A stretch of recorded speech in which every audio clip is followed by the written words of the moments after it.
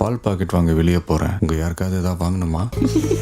தென் எல்லாரும் வெளியில போறாங்க, மார்க்கெட்டுக்கு போறாங்க, வீட்டுக்கு தேவையான பொருட்கள், அவங்களுக்கு தேவையான பொருட்கள்லாம் வாங்குறதுக்காக போறாங்க. பார்த்திபன் இப்ப எத்தனை நாளைக்கு அப்புறம் வெளியில வராரு அப்படின்னா, அன்னைக்கு நைட்டு கொலை பண்ணுவாரு இல்ல, அதுக்கப்புறமா மார்னிங் கோர்ட்ல இருப்பாரு. அது முதல் நாள். அதுக்கப்புறம் ஒரு 3 வாய்தா நடக்கும். அங்க 3 நாள், மொத்தம் 4 நாள். அதுக்கப்புறமா ஜெயில ஒரு நாள், அண்ட் தென் ஃபைனலா கோர்ட்ல ஒரு நாள். மொத்தமா இதுலயே 6 நாள் ஆச்சு. அண்ட் வீட்லயும் 10 நாளா பயத்துல அடைஞ்சு கிடந்திருக்காரு. 10 நாளா கடையை வேற திறக்கல. மொத்தமா 16 நாளுக்கு அப்புறமா இப்ப அவரு வெளியில வராரு. அண்ட் அவர் மார்க்கெட்டுக்குள்ள என்டர் ஆகும் போதே எல்லாரும் அவருக்கு சலாம் சொல்றாங்க.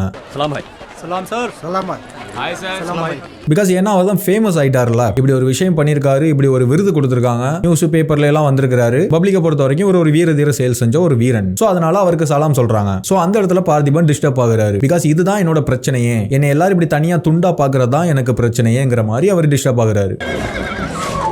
அண்ட் நெக்ஸ்டா இந்த ஒரு ஷாட் ஒன்று காட்டுறாங்கல்ல, இந்த குதிரைங்களுக்கு இடையில குதிரை சத்தத்தோட ஒரு ஷாட் காட்டுறாங்கல்ல, இதுக்கான ரீசனை நான் அப்புறம் சொல்றேன். அண்ட் இப்படி இவங்க எல்லாரும் நம்மள தனியா துண்டா பாக்குறதுனால கொஞ்சம் டிஸ்டர்ப் ஆகுறாரு. பார்த்திபனா தன்னை கொஞ்சம் மறக்கிறாரு. அண்ட் அதுக்கப்புறமா சத்யா பார்த்தின்னு கூப்பிட்டதும் பட்டுன்னு ஒரு ரியாக்ஷன், ஆமா நான் தான் பார்த்திபன் அப்படிங்கிற மாதிரி ஒரு ரியாக்ஷன் கொடுக்குறாரு. பார்த்திபா, நான் வாங்க வேண்டியது அங்க இருக்கு அப்படின்னா அதுக்கு முன்னாடி அவர் பார்த்திபன்ங்கிற மறந்து யாரா ஃபீல் பண்ணிருக்காரு. அப்போ அந்த இடத்துல லியோ வந்திருக்காரா? பட் ஏன் வந்தாரு? இப்படி பப்ளிக்லாம் அவரை தனியா பாக்குறதுனாலயா? இல்ல, அதுக்கான ரீசனே நான் பின்னாடி சொல்றேன். ஆமா நான் தான் பார்த்திங்கிற மாதிரி பார்த்திபனை ரியலைஸ் பண்றாரு. அப்போ சத்யா வந்துட்டு நான் போய் எனக்கு தேவையான பொருட்கள்லாம் அங்க போய் வாங்கிட்டு வரேன் அப்படிங்கிற மாதிரி சொல்றாங்க. பார்த்திபா, நான் வாங்க வேண்டியது அங்க இருக்கு, நீங்க என் கூட வாங்க, இதோ வாங்கணும், நீ வாங்கிட்டு வந்துரு. அப்போ அவருடைய ரியாக்ஷனை பாருங்களேன். அதாவது இப்போ இங்க லியோ தான் இருக்கிறாரு. அவர் வந்துட்டு பார்த்திபனா ஆக்ட் பண்றாரு. ஆனா அவருடைய எண்ணம் வேற ஒரு இடத்துல இருக்கு. அந்த இடம் என்னங்கறத பின்னாடி சொல்றேன். ஆனா அப்புறமா சித்தார்த்து கிட்ட நீ பாத்துக்கடா அப்படிங்கிற மாதிரி சொல்லிட்டு போவாரு. பாத்துக்கடா. சரிப்பா.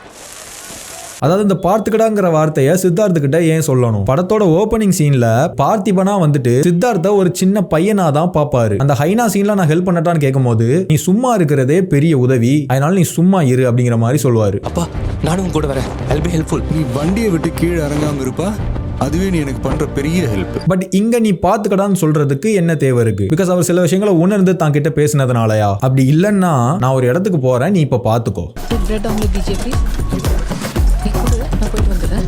அப்படிங்கிற மாதிரி எதுவும் மீனிங் இருக்குதா என்னன்னு பின்னாடி சொல்றேன்.